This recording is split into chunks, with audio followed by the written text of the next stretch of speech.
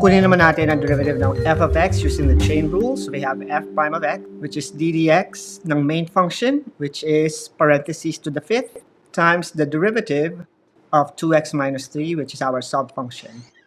Derivative ng first part would be 5, parentheses raised to the fourth, times 2. And to simplify our f prime of x, we'll have 10, parentheses to the fourth, at ano yung nasa loob ng parentheses?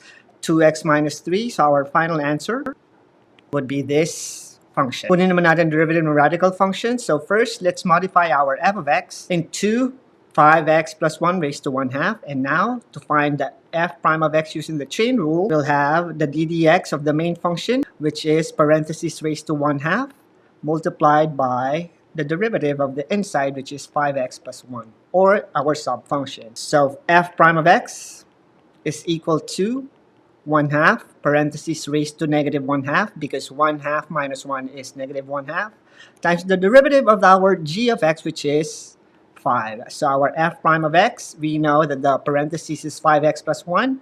It'll be 1 half, 5x plus 1, raised to the negative 1 half, multiplied by 5. And if you want to make it prettier, we'll change our negative exponent into radicals, and we'll have 5 all over 2 times the square root of 5x plus 1.